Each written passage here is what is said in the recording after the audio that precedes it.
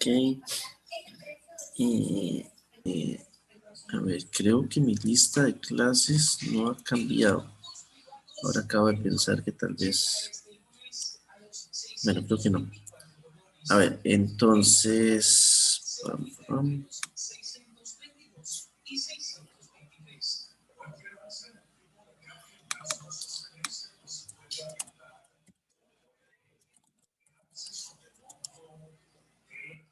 Listo, entonces... Acosta Rivera, Julio César.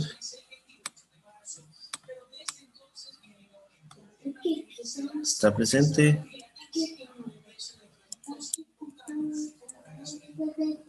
Julio César.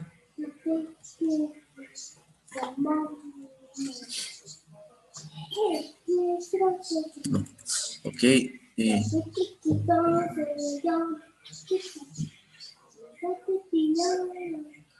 Jason Pérez.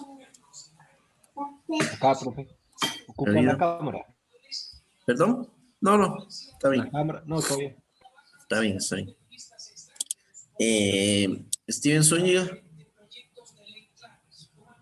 Presente, profe. Ok.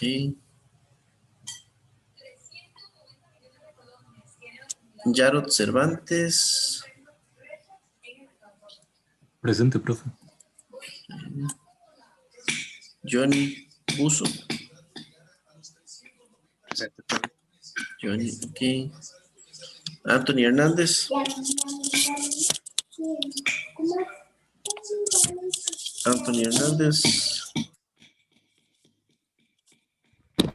Presente, profe. Gracias. Jamie Araya.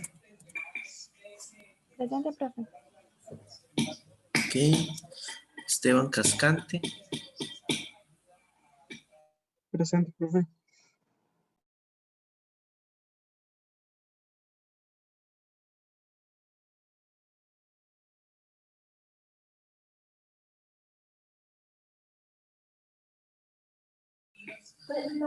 Luis Castro.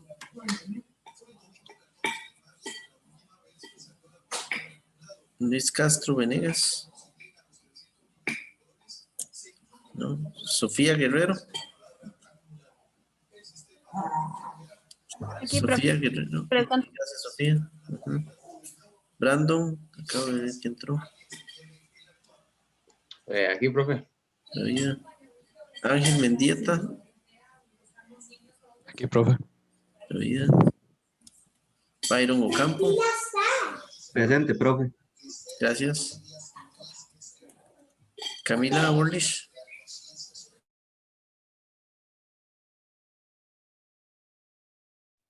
Presente, profe. Zaira Segura.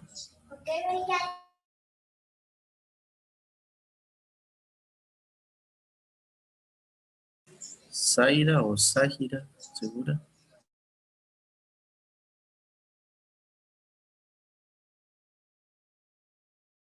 Emerson Solano.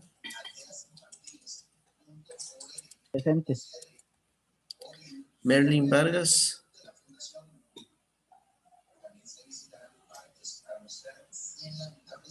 Merlin. Francini Vives. Presente, profe. Gracias. Sergio Zúñiga. Presente, profe. Ok. Anthony Camacho. Presente. Jorge Jiménez.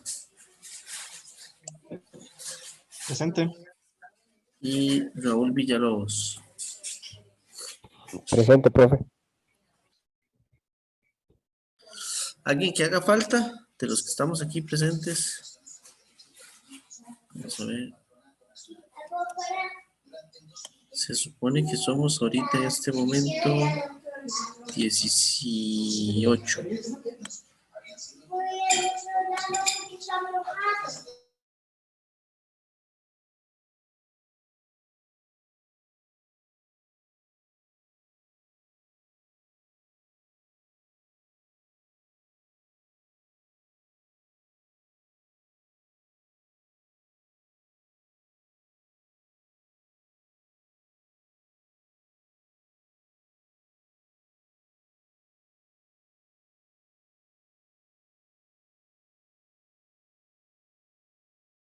Perdón, hay algo aquí que no me calza. Les voy a compartir un momento la lista para ver que revisen que su nombre esté marcado. Que no me vaya a pasar como la semana pasada que hubo alguien que no marqué. Perdón, voy a esconder esto.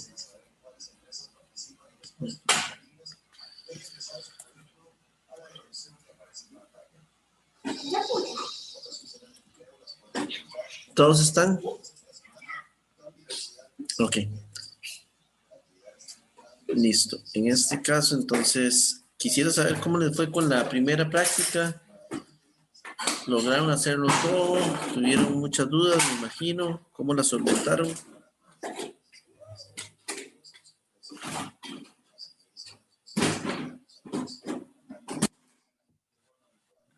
¿Alguien que Bueno, a hable? nosotros nos pasó que tuvimos bastantes dudas con respecto a las ecuaciones, habían unas cosas como que no nos calzaban o así. Que no les calzaba, o sea, la ecuación que obtenían, digamos, de la gráfica. Sí, más que todo como para los resultados del cuestionario y así, nos daban como números que no tenían mucho sentido, así, pero ya después los solucionamos. Ok.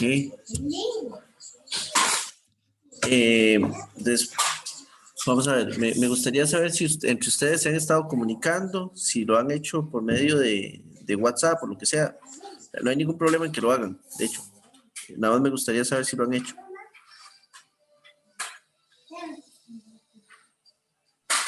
¿Se refieren entre compañeros, profe, o entre todo el En todo grupo? el grupo, entre todo el grupo.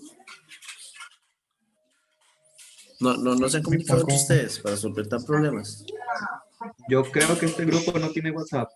No, bueno. O sea, yo no tengo problema en que lo hagan.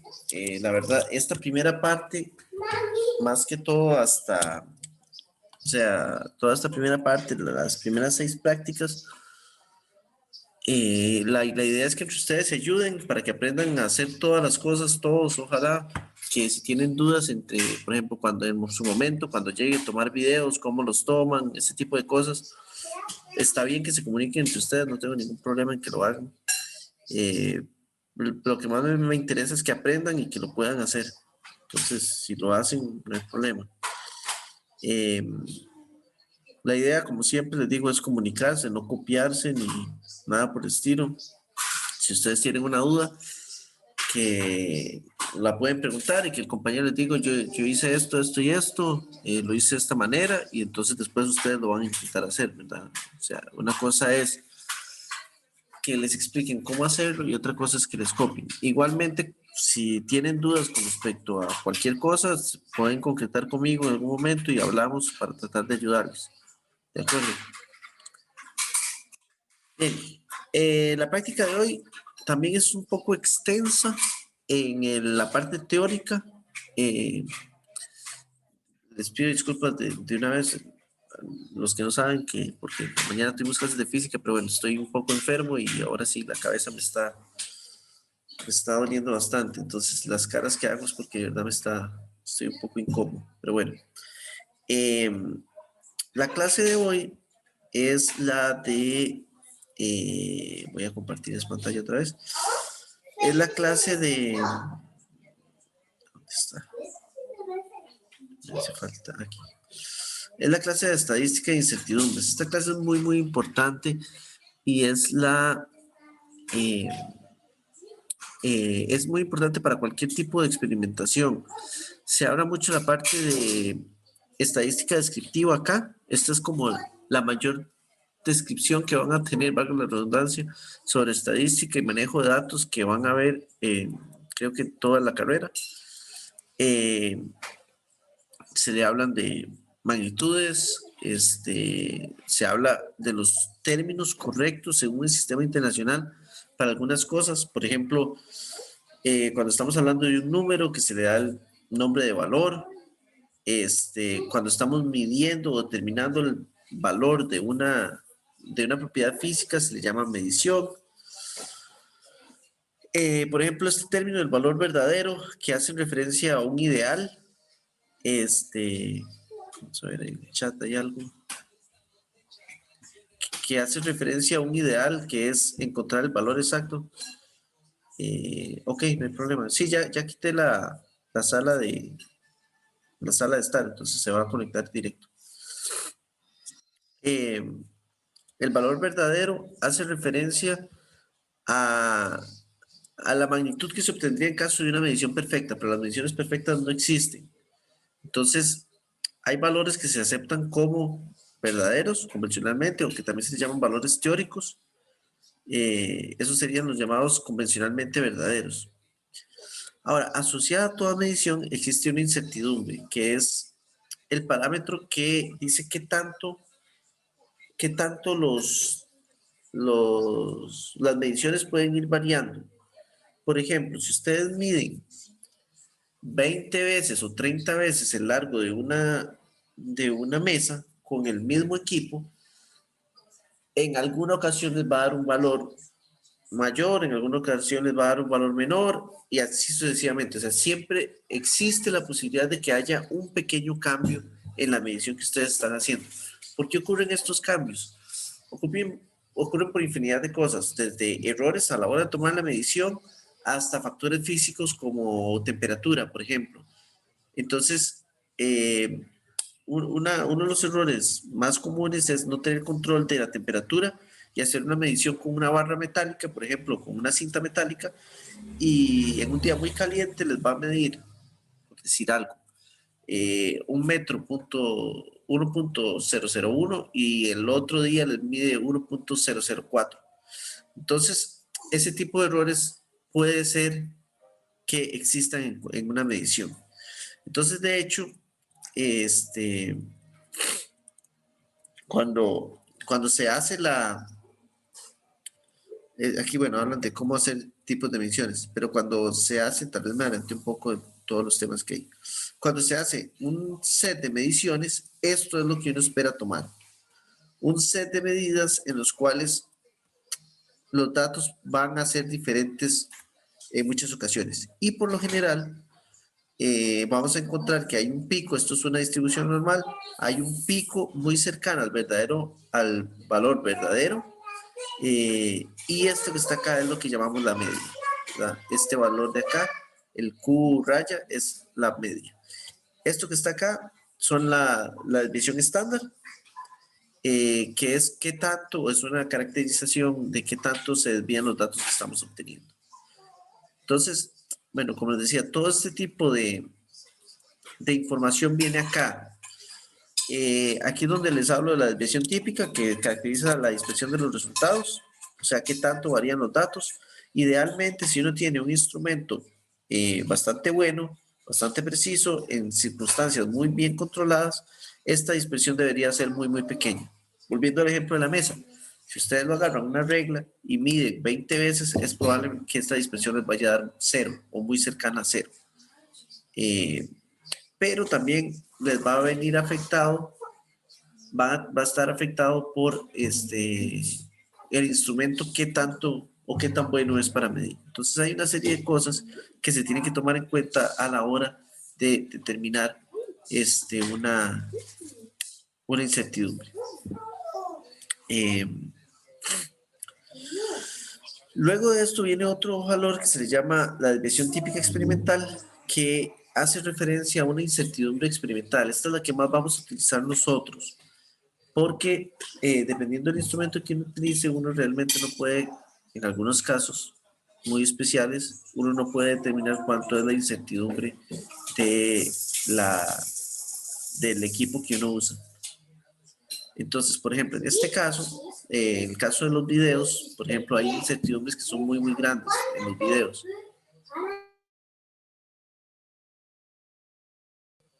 En el caso de los videos,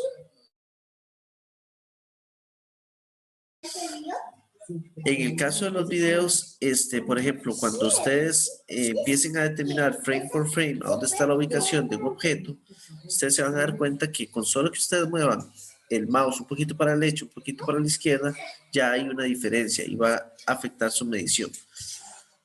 ¿Sería posible hablar de que hay una incertidumbre de acuerdo a los píxeles que se ven en el video, de acuerdo a habría que tomar en cuenta un montón de cosas presentes, lo cual lo va a hacer bastante difícil. Entonces, en vez de tener una incertidumbre de instrumento e incertidumbre estadística, probablemente vamos a trabajar únicamente con la incertidumbre estadística, que la vamos a definir de esta manera, como la desviación estándar entre la raíz de n, donde n es el número de medidas que tomamos. Normalmente, si tenemos un buen control de cuánto es la precisión del equipo, cuántos órdenes de magnitud puede medir el equipo, entonces sí se utiliza la incertidumbre del equipo como la mitad de la mínima medida en caso de equipos o de sistemas analógicos, llámese una regla, un vernier o qué sé yo, cualquier objeto que ustedes vean que puedan hacer una comparación directa. Entonces en ese caso es la mitad de la mínima medida, y en el caso de digitales se utiliza la mínima medida. Pero como les digo, en nuestro caso, en este laboratorio, eso va a ser muy, muy complicado de obtener. Bien. No voy a hacer el repaso, o sea, lo ideal es que ustedes lo lean todo, que ustedes lean todo esto, para que determinen y, bueno, entiendan todos los conceptos que hay. Aquí hacen referencia a evaluación de tipo A, que se realizan diferentes mediciones y a partir de todas estas mediciones entonces se determina lo que les decía antes, la incertidumbre estándar, que es este valor que está acá, que es la desviación estándar entre n el número de medidas. Obviamente, entre más medidas vayamos haciendo, esa incertidumbre se va haciendo más pequeña. Un ejemplo muy claro de esto es lo que ocurre en el CERN, por ejemplo, que en el CERN, para poder decir que algo existe, se tienen que repetir y repetir y repetir los experimentos muchísimas veces para estar seguros de que la partícula a la cual le encuentran cierto valor de energía realmente existe. O sea, se repiten y se repiten y se repiten y verifican que la energía medida es la correcta. Con ese número de mediciones, si se hacen 10 millones de mediciones, 10 millones de repeticiones, entonces esta incertidumbre baja a un nivel en el cual ya se puede considerar que es aceptable y que es creíble lo que se está midiendo. Por ejemplo, se habla de que el bosón de Higgs se vio por primera vez evidencia de que existía como 3 o 4 años antes de que realmente se publicaran los resultados. Entonces, se usaron 3 o 4 años en repetir el experimento hasta que se obtuvo una incertidumbre suficientemente baja como para decir que era algo real. Entonces, dependiendo del tipo de medición, uno va aprendiendo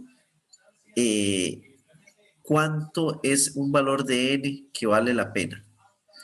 Por ejemplo, si yo les digo a ustedes, midan la mesa, el largo de la mesa 100 veces, lo que estoy haciendo es desperdiciando el tiempo de ustedes, porque no vale la pena. Las variaciones que hay en la toma de medidas son muy, muy pequeñas, entonces no vale la pena que ustedes tomen tantos datos para hacer una medición que tiene pocas variaciones. Sí, voy a subirla. Sí, voy a subir la clase ya. Ahora sí ya estoy grabando y ya pude accesar a la cuenta que maneja este YouTube, el canal de YouTube. Entonces sí lo voy a subir. Lo que no estoy haciendo es editándola mucho. Es que las de Física 1 sí las edito un poquito más. Esta la subí tal cual, porque pierdo mucho tiempo editando. Entonces, las estoy subiendo así como si fuera crudas. Ajá, los sigmas. Ok. El sigma hace referencia a la desviación estándar. Cuando, o sea, se utiliza la letra sigma también se utiliza para desviación estándar.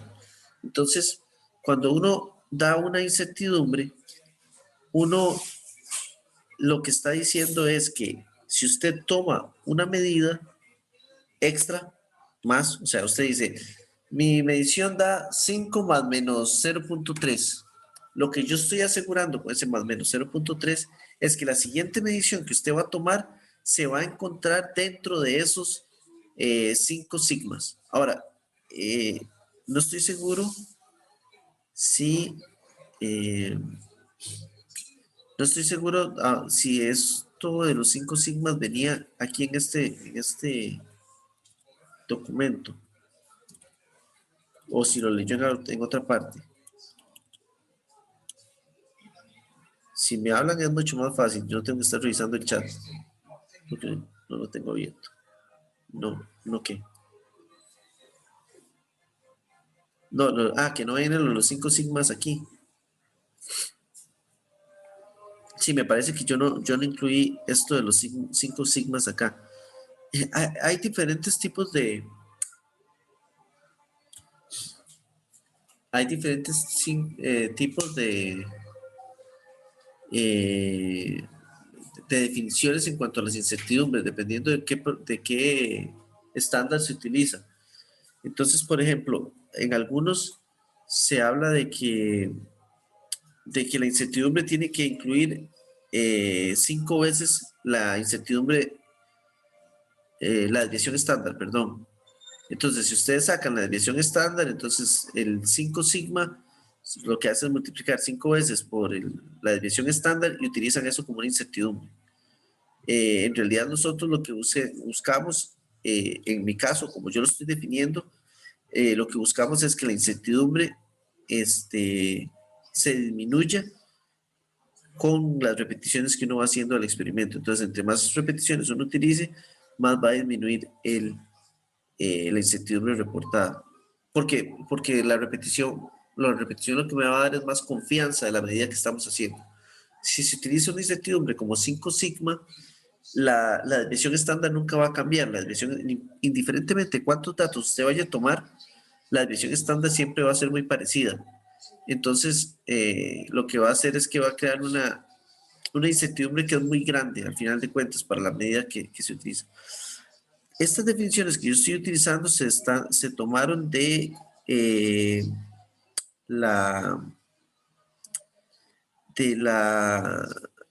¿cómo es que se llama? La Joint International Measurements, no sé qué, es que además está en francés, creo. Bueno, el vocabulario internacional de metrología y aquí dentro de esta hacen referencia a muchas otras que vienen en otro documento. Entonces, es de una comisión internacional sobre metrología que pertenece al sistema internacional. Dentro del sistema internacional hay un grupo grande que se dedica a toda la parte de protocolos. Entonces, las definiciones que yo uso aquí son las que se utilizan o las que recomienda el sistema internacional. Aquí les hablo de esos porcentajes, que la desviación estándar dice que si ustedes hacen una medición más, hay un 68% de probabilidades de que esa medición caiga dentro de esta área sombreada de acá. Entonces esa es la definición de la desviación estándar, o eso es lo que pretende determinar la desviación estándar. Cuando uno utiliza la desviación, la incertidumbre experimental, entonces uno definiría esta como la desviación estándar, la gris clara, y después la gris oscura es la que nos va a dar la incertidumbre de la medición. Vean que se disminuye considerablemente dependiendo del número de tomas que uno hace. Este gráfico de acá, téngalo muy en cuenta, porque este gráfico es el que vamos a usar o tienen que repetir en el caso de sus mediciones. Yo lo que quiero es que me repitan este tipo de gráficos. Ustedes van a tener que hacer un histograma. Cuando uno hace mediciones infinitas, uno lo que obtiene es esto, una curva normal perfecta. Pero esto es cuando uno hace mediciones infinitas, lo cual es básicamente imposible. Todas las mediciones que nosotros hacemos se hacen en una población de medidas. ¿Se acuerdan? No sé si se acuerdan, no sé, porque no sé si lo han visto en alguna ocasión.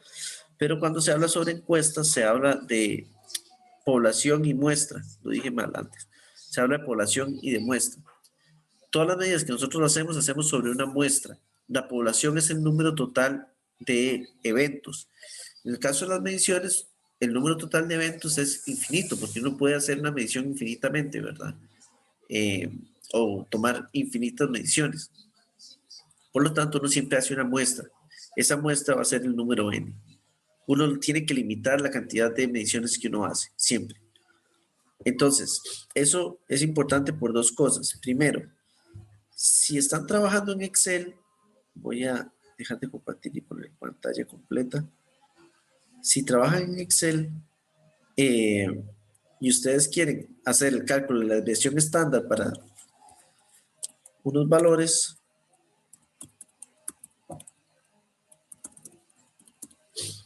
aquí me equivoqué. Voy 3,3, 3,2, 3,3, 3,4, 5, 3,8, 3, por decir algo. Si ustedes tienen estos datos y quieren calcular la desviación estándar, recuerden que toda función se agrega con un igual primero. Si está en español, como es mi caso, les va a salir esta función desbest, que es desviación estándar, y está la M o la P. La P hace referencia a la población. Eso es como cuando ustedes hacen una encuesta a la población de Costa Rica. Entonces la población de Costa Rica se entera. Ustedes hacen una encuesta a la población de Costa Rica, entonces tienen que preguntar a todas las personas que pertenecen a esa encuesta o a toda la población que se debe de encuestar. En ese caso serían el desbest P. Cuando se toma una muestra, por ejemplo, 2,000 personas de la población total, entonces se hace una desviación estándar M, que hace referencia a muestra. Entonces, nosotros, como siempre estamos haciendo muestras, utilizamos esta. Entonces, aquí lo que me está diciendo estos datos es que la medición que sacamos varía 0,25. Ahora, si uno, por ejemplo, hace lo siguiente, esto es igual a, voy a hacer la media o la promedio de los datos. Ok.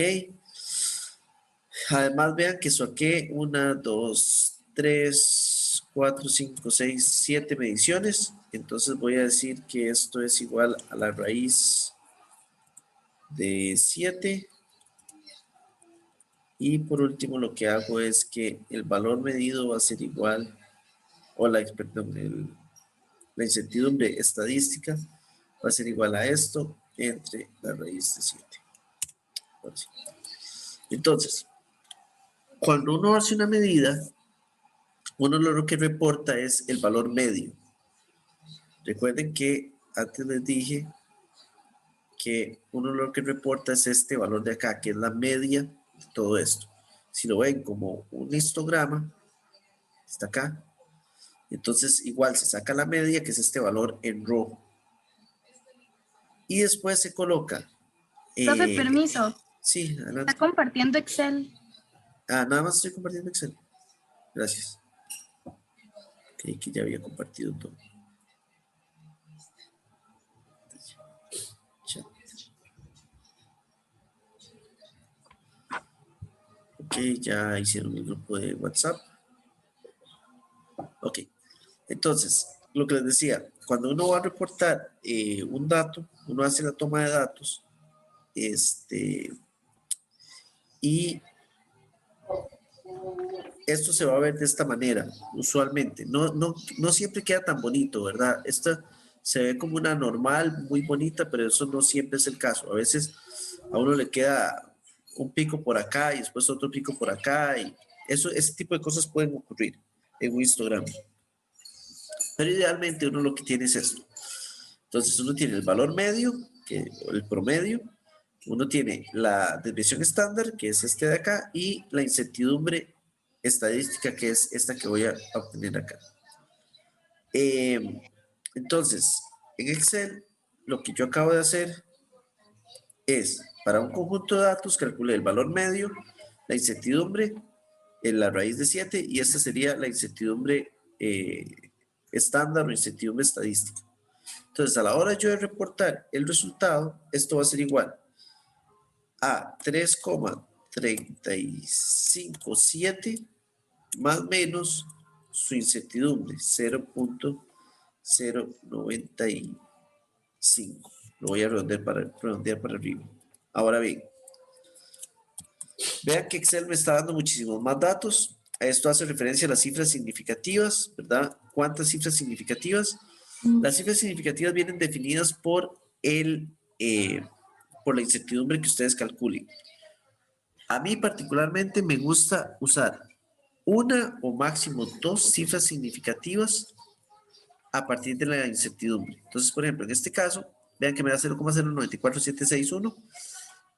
Si uso dos cifras significativas, entonces me quedaría 0,095 y el número de decimales del valor reportado va a tener el mismo número de decimales que me da la incertidumbre, en este caso 3.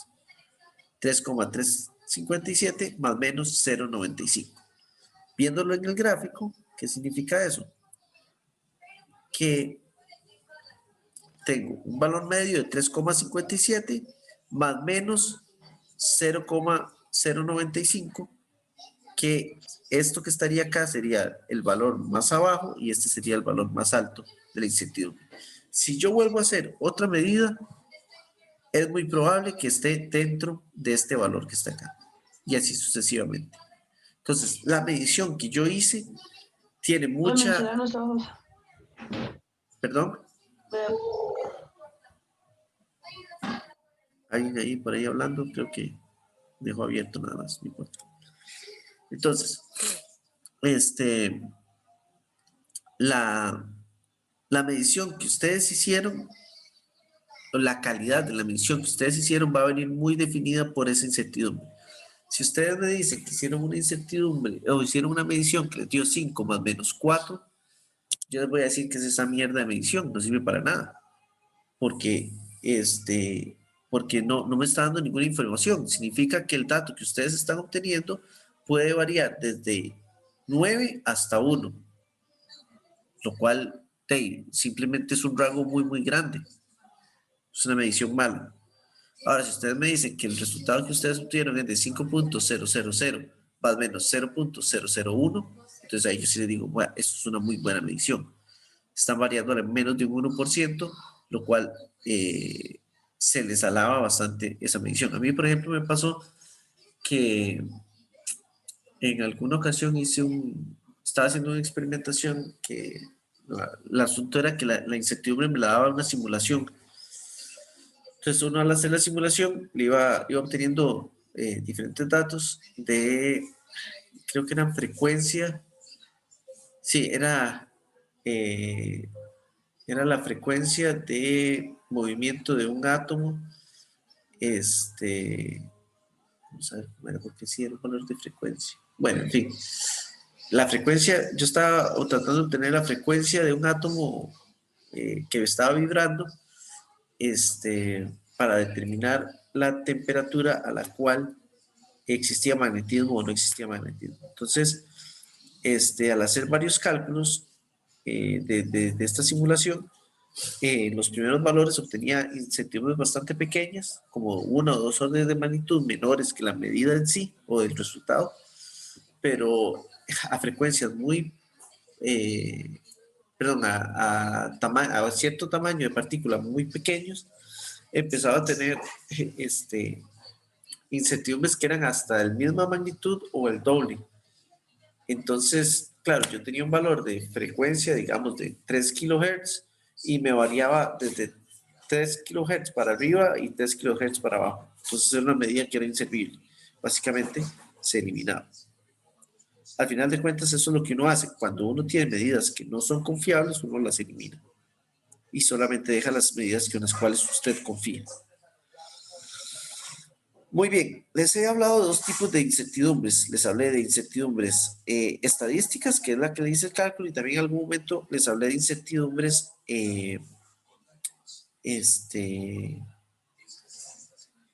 de instrumento.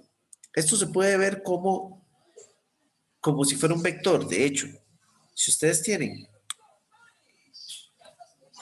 un vector, ustedes tienen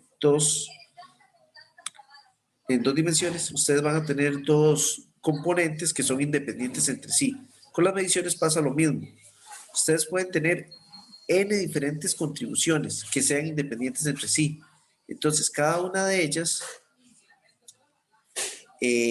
va a tener un aporte a la incertidumbre final. Entonces, si por ejemplo aquí estamos hablando de una incertidumbre estadística, voy a llamarla como sigma E.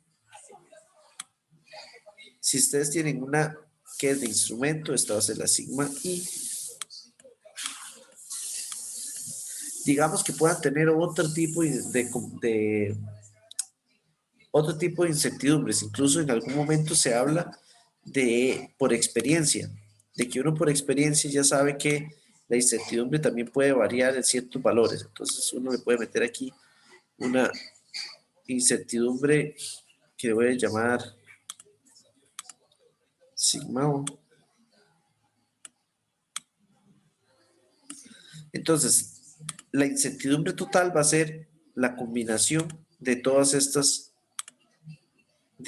contribuciones. Mu sería este valor de acá. Y va a ser igual, bueno, espero que lo tenga aquí. Ya voy a dejar de notar. Y este mu, del cual estoy hablando, va a ser igual a la raíz. Bueno, espérense un segundo. Se puede ver así, como la raíz cuadrada de cada una de las combinaciones existentes. La raíz cuadrada de cada una de las diferentes contribuciones que puedan haber. Como si fuera a sacar la magnitud. Básicamente es lo mismo. Ahora, además de eso, que es esto que está acá. Entonces uno saca la sumatoria de todas las posibles contribuciones. Además de eso, aquí también se hace referencia a que pueden existir mediciones que dependen o resultados, perdón, que dependen de diferentes variables. Qué sé yo, por ejemplo, que ustedes quieran calcular la velocidad depende del desplazamiento y del tiempo. Entonces ustedes tienen dos variables distintas. Entonces ustedes van a tener dos incertidumbres de instrumento. Entonces, claro, esto le agrega como si fuera una dimensión más, haciendo la analogía con vectores, sería como una dimensión más. Entonces ustedes tendrían que tomar la del instrumento con el que midieron desplazamiento y la del instrumento con el que midieron tiempo. Y se toman todas ahí en consideración. Ahora, para hacer cálculos de la incertidumbre esta de los instrumentos, sí hay que tomar en cuenta. Un segundo. Vamos a borrar todo. Sí hay que tomar en cuenta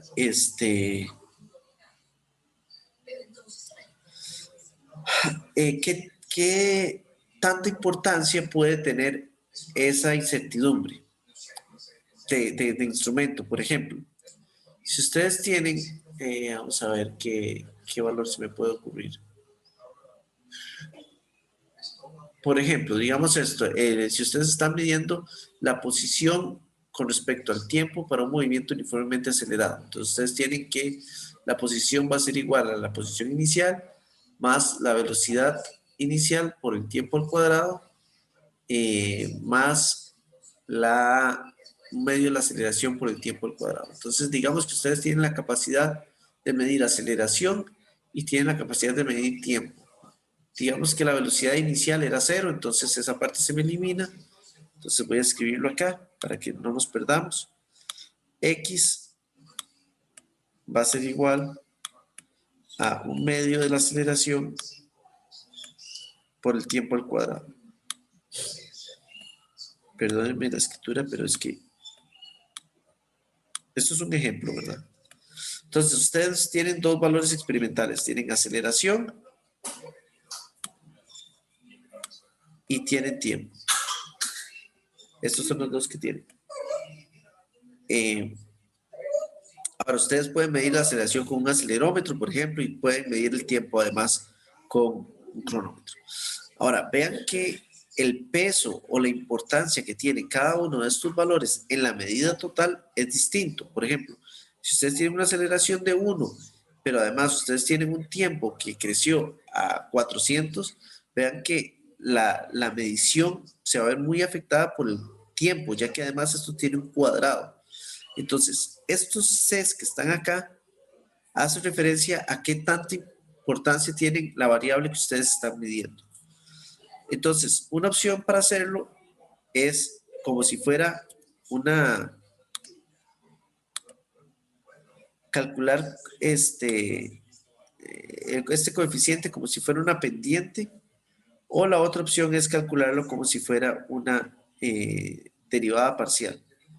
Entonces, aquí más adelante van a ver un ejemplo en el cual se hacen cada una de las derivadas parciales para cada instrumento, que es este ejemplo que está acá, que es el caso de la densidad de un cilindro hueco. Entonces vean que depende de muchas cosas, depende de la masa, depende de la altura y depende de los diámetros internos y externos al cuadrado.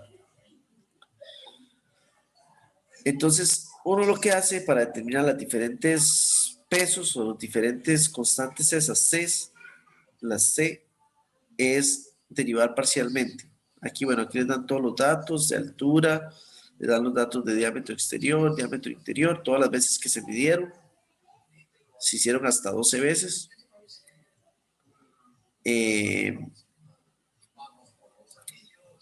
Después se hicieron las desviaciones. Esto es como un paso a paso de cómo hacer inclusive la desviación estándar sin utilizar funciones, sino hacerlas una por una. Entonces se calcula la desviación, la incertidumbre estándar y la incertidumbre del instrumento para cada una de las variables que se midieron, y después se calcula la incertidumbre total de cada una de ellas, ya sea para la masa, para la altura, para el diámetro exterior y para el diámetro interior. Entonces, la incertidumbre que se utilizaría para esta es la incertidumbre estándar. Para la masa sería esta. Vean que es desviación estándar entre 12 medidas que se tomaron. Esta sería la incertidumbre estándar. Y por último, de la misma manera se procede a hacer todos los cálculos para cada una de las variables, ¿verdad? Por último, se hacen los cálculos de las constantes o de los pesos estos mediante derivadas parciales. Se hacen los cálculos de cada uno de los pesos y después se sustituyen en la incertidumbre combinada total, que me incluye cada una de las cada uno de los pesos con las incertidumbres del instrumento, incertidumbres estándar de las mediciones. Entonces vean que es un proceso bastante largo, no es un proceso sencillo. Estudienselo, vean, entiendan cómo funciona esto. Nada más para que tengan una idea, esto es una raíz y aquí sigue sumando y sigue este valor y después suma y sigue este valor y ahí va, es una raíz muy larga. Entonces, es un proceso que puede ser un poco largo al inicio. Conforme uno va aprendiendo a hacerlo, con Excel se calcula bastante rápido. Siempre hay que hacer un cálculo de la desviación estándar y hacer el cálculo de la incertidumbre estándar o incertidumbre estadística y después hacer la incertidumbre combinada que incluye estadística e instrumento. Entonces al final se reporta el valor como esto. Vean que esta es una medida bastante buena porque bueno, aquí hay 3 cifras significativas, lo cual a mí no me gusta particularmente. Yo lo hubiera dejado solamente con el 3 aquí. Entonces me quedaría 392 más menos 3. Pero es bastante buena porque vean que la incertidumbre es 2 órdenes de magnitud menor que la medida en sí. Entonces la variación es del 1% o la incertidumbre es del 1% de la medida, lo cual me da una muy buena una muy buena confianza en la medida que estoy haciendo o en la medida que estoy reportando. Bien, ¿qué es lo que vamos a hacer? Lo que vamos a hacer es lo siguiente. Lo que queremos es determinar el tiempo en que tarda en desplazarse un objeto mediante el uso del cronómetro o mediante los videos. En algún momento van a necesitar puede ser que necesiten que otra persona les ayude. Obviamente ustedes no queremos que tengan contacto, no queremos que combinen burbujas, entonces si alguien en la casa les puede ayudar, va a ser más sencillo, si no les va a costar un poco entre grabar y medir. Entonces, lo que yo hice fue lo siguiente, agarré una caja de cartón, vean que aquí le puse otra cartulina más pequeña para suavizar este cambio que va a haber aquí, porque lo que hacía era que tiraba bolinchas o en realidad una bola de tenis. Agarré una bola de tenis y la tiré varias veces. Lo que quiero determinar es cuánto es la velocidad de la bola en diferentes, después de diferentes trayectorias y considerando siempre una misma altura en la cual uno lo suelta. Entonces, tienen que marcar un punto de salida para la bola. Siempre la marqué en el mismo lugar, que es este rojo que está acá. Entonces, yo soltaba la bola aquí. Como recomendación, no utilicen un punto muy alto. No la suelten de un punto muy alto, porque si no en el video se va a ver, no solamente el video, si lo hacen con el cronómetro va a ser muy difícil de determinar el punto inicial y el punto final, digamos, donde ustedes están marcando. Porque, digamos, yo suelto la bola y comenzaba a tomar el tiempo aquí y dejaba de tomar el tiempo acá. Entonces este era mi desplazamiento. Si ustedes toman el tiempo, entonces van a tener velocidad es igual a distancia o desplazamiento entre el tiempo y pueden determinar cuánto era la velocidad media que tenía la bola en esta distancia. Eso es lo que andamos buscando.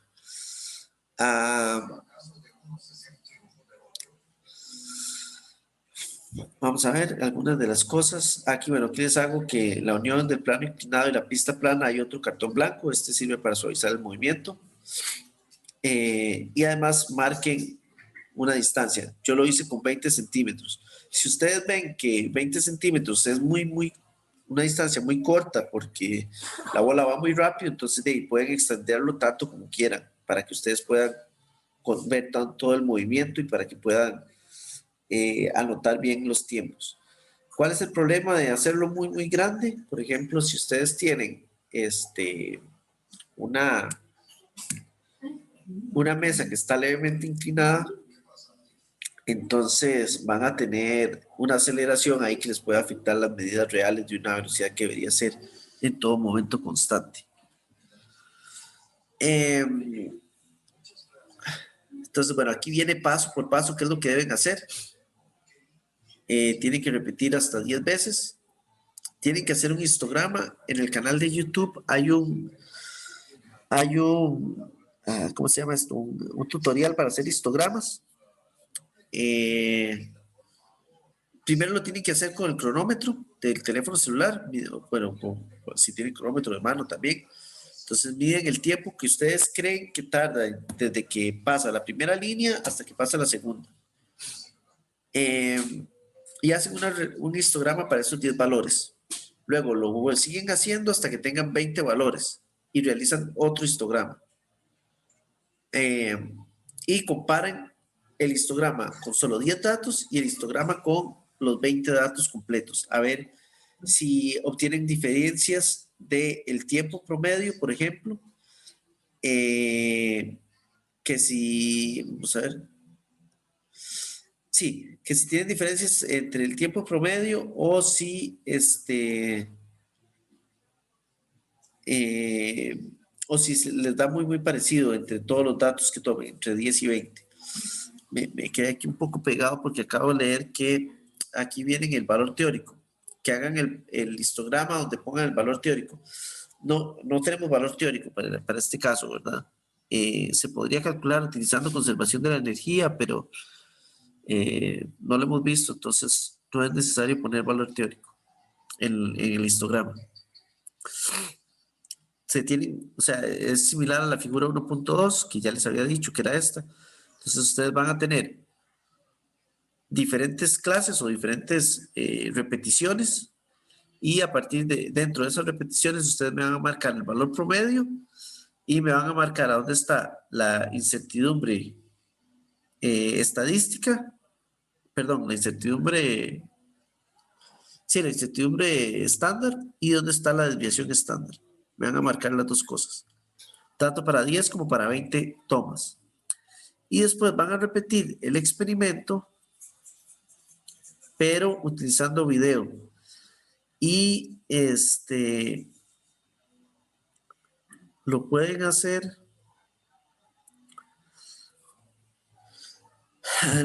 de diferentes maneras. Pueden utilizar el app Videanálisis, esa es una opción. Pueden utilizar algún otro programa o software de análisis de video que les permita determinar tiempo. Lo que me gustaría es que tengan la capacidad de medir hasta milisegundos. ¿De acuerdo? Entonces, que ustedes puedan ver hasta el grado de milisegundos cuánto tiempo tardó en recorrer esa distancia. Eso es lo que quisiera, para tener una mejor, ¿cómo se llama? Una mejor resolución, digámoslo así, en comparación con el cronómetro, que puedan medir incluso más tiempo. Y van a repetir todo exactamente igual, o sea, van a tirar la bola siempre desde el mismo lugar, van a hacerlo con la misma configuración de la foto anterior. Igual graban 20 videos, hacen los cálculos para 10 primero y después para las 20, y hacen el histograma y comparan. Aquí hay algunas cuantas fotos más sobre cómo se veía, digamos, en mi caso los 20. Aquí tenía el 0 y aquí tenía los 20 centímetros. Después viene la discusión. Que bueno, aquí está, son estas mismas preguntas las que están en el cuestionario. Que no sé por qué las dejé ahí. Pero estas mismas preguntas están en el cuestionario y hay más, en el cuestionario hay más que estas. Eso lo tengo que eliminar. De acuerdo. ¿Hay alguna pregunta? ¿Dudas que tengan con todo lo que acabo de explicar? Lo hice muy rápido, lo sé, pero si no, nos va a dar otra vez 2 horas como nos pasó la semana pasada. Profe, ¿se puede utilizar un carrito si no tengo una bola? Sí. Sí. En este caso, en esta práctica no importa. Puede hacerse con un carrito. Lo que pasa es que el carrito sí se frena mucho porque por lo general no siempre, pero tienen fricción alta. Perdón. Tienen una fricción alta, entonces a veces se frena mucho y no queda como un movimiento a velocidad constante, sino que es un movimiento acelerado, entonces no da tan bonito. Pero sí se puede usar el carrito para esta práctica. ¿No? Puede ser con un limón. También puede ser con un limón. En este caso, en esta práctica sí puede ser con un limón. Busque que el limón sea lo más regular posible, que no tenga ahí muchos bumps. De nuevo, como es una práctica para determinar tiempos, en teoría no debería, entre repetición y repetición no debería haber mucho cambio. Ahora, sí van a haber cambios si usted tira. Voy a traerme yo un limón para que vean la diferencia. Denme un segundo.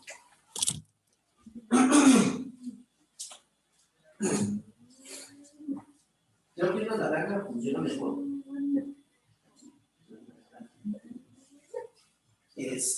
Porque las naranjas por lo general son, bueno, un poquito más regulares, no sé, pero bueno. Si ustedes agarran el limón, vean que el limón es no es igual en la dirección en la que uno lo tome. Entonces yo la pondría a rodar siempre en esta dirección en vez de esta. Esta dirección es un poquito más irregular. Nada más que claro, en cada repetición ustedes van a tener que el limón se va a ir moviendo. Entonces las tomas de datos o los tiempos que tarden en cruzar la misma distancia no van a ser tan regulares. O sea, van a tener una mayor desviación estándar porque el objeto no es muy regular. Una naranja pasa lo mismo. Si lo tiran en esta dirección es bastante irregular. En esta otra puede ser un poco más regular, pero igual puede ser que con cada repetición la naranja vaya a ir rotando de alguna forma y no tengan datos tan precisos. Entonces, sí lo pueden hacer con esto. Los resultados les van a dar un poquillo más feos porque van a tener desviaciones muy, muy grandes.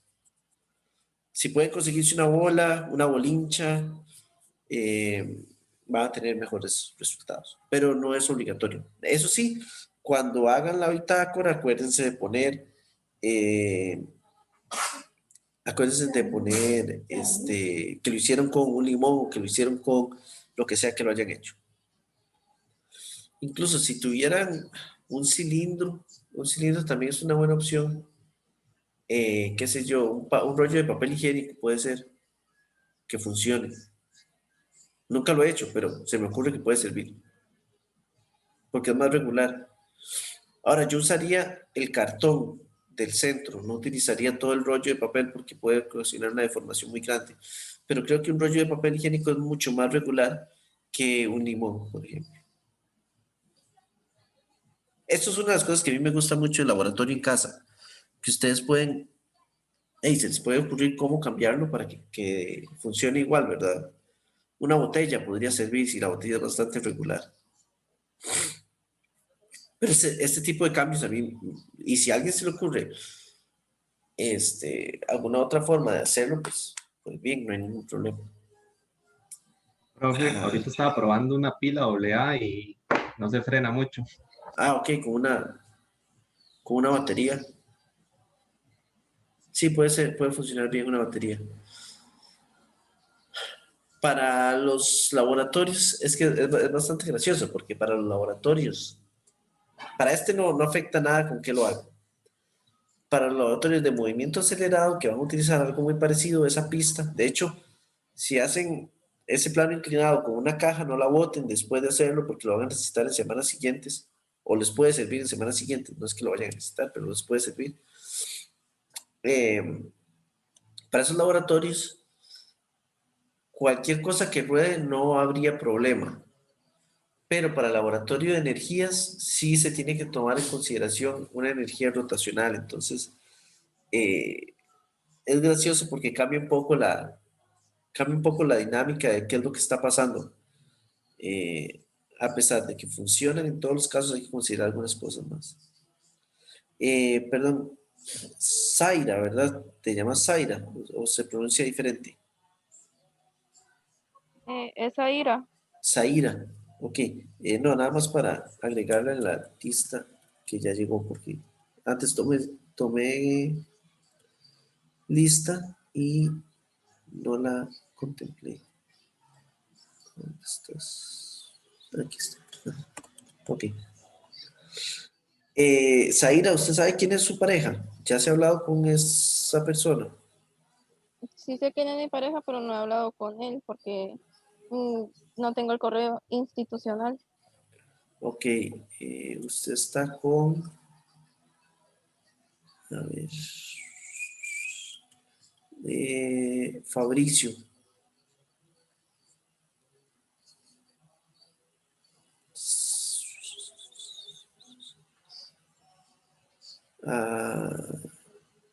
Antes llamé a Fabricio. Fabricio está aquí. Yo creo que ni siquiera lo llamé. ¿Será que llamé?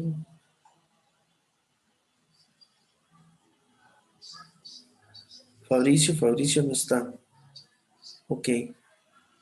En este caso, ¿hay alguien que esté dispuesto, alguna pareja que esté dispuesto a adoptar a Zaira?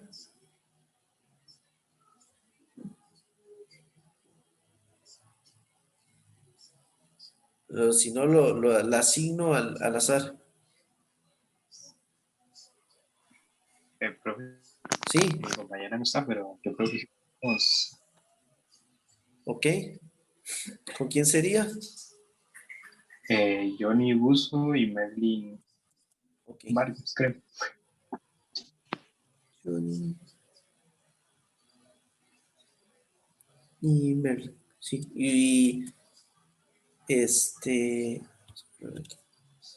Johnny, ¿y usted sabe por qué Merlin no llegó hoy? ¿Tiene casualidad alguna idea? No, profe, hoy no sé, pero ayer sí Pero estuvimos haciendo el cuestionario y todo. trabajaron juntos, sí. Sí. Ok. Ok, está bien. Entonces, Zaira, comuníquese usted con Johnny para que trabaje, para que no trabaje sola. ¿De acuerdo? Sí, sí, está bien, profe. Ok, háblense ahí entonces, intercámbiense correos o teléfonos para que trabajen los tres. Bien, ¿alguna otra duda con la práctica de hoy? Vean que es una práctica sencilla. Lo que sí les cuesta un poquito más es la parte de los histogramas, pero si tienen algún problema me pueden contactar y yo trataré de ayudarles con mucho gusto. Profe, el software tracker que salía en mediación virtual, ese también es para análisis de videos, ¿verdad? Sí, ese sirve y es el que más me gusta a mí particularmente. Ok, ya lo tengo instalado, entonces, porque ahí Sí. en la Ah, práctica salían otros. sí, sale el videoanálisis y sale editores de video en general, pero el tracker también. Es que lo que me pasó fue que el tracker lo descubrí como al final del primer semestre, cuando ya había creado estas libretas y todavía no lo he incluido ahí. Me preguntan que si hacer el cálculo grande para cada muestra. ¿A qué se refiere cálculo grande para cada muestra? O sea, ustedes toman los tiempos, tienen que hacer. Es que la diferencia es que no están calculando o obteniendo un valor que dependa de muchas variables, ¿verdad? Entonces, por decir algo, si lo que me está hablando el cálculo grande se refiere a, a esto que está acá, no, porque solamente están calculando tiempos, nada más. De hecho, ustedes lo que van a hacer es simplemente, en esta práctica, lo que tienen que hacer, y lo que quiero que aprendan y que les quede ahí, es el concepto de desviación estándar y el concepto de incertidumbre estándar, que es estas dos cosas que están acá. Entonces, lo que tienen que hacer es esto. Ustedes toman primero 10 datos y hacen esto, hacen el cálculo de la incertidumbre, de la desviación estándar, de la incertidumbre estándar, o, o espera, es que es aquí.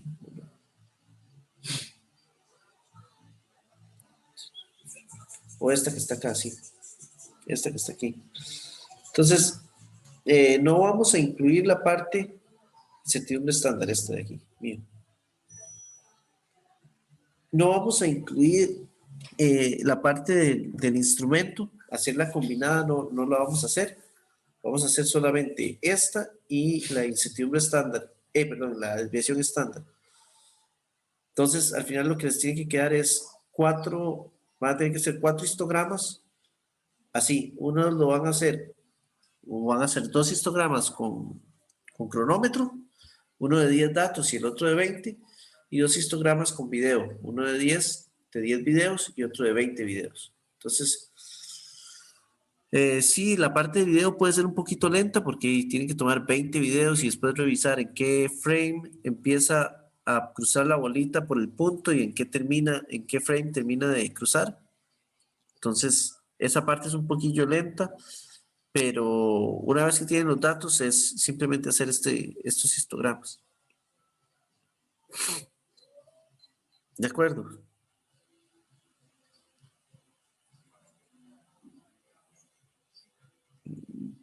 Bueno, si no hay dudas. Sí, aquí otra vez en el chat. Ok. Muchachos, dejémoslo aquí porque de verdad no me siento nada bien y ya me duele la cabeza bastante. Entonces, si tienen más dudas, por favor, escríbanme y yo les trataré de responder lo más pronto posible. También, si se me olvidara subir el video, recuérdenmelo. Sí, muchas dudas salen durante la práctica, eso es cierto. Entonces, si tuvieran dudas, si se me olvidara, si me comprometí a subirles algo y se me olvidó hacerlo, díganme. Yo soy bastante olvidadizo y me pasa, no hay ningún problema en que lo hagan, no hay ninguna molestia. ¿De acuerdo? Bueno, dejémoslo aquí entonces y espero que estén bien y cualquier cosa me avisa. Hasta luego. Muchas Gracias, gracias. profe, que se recupera. Gracias, profe. Gracias, pura vida. Profe.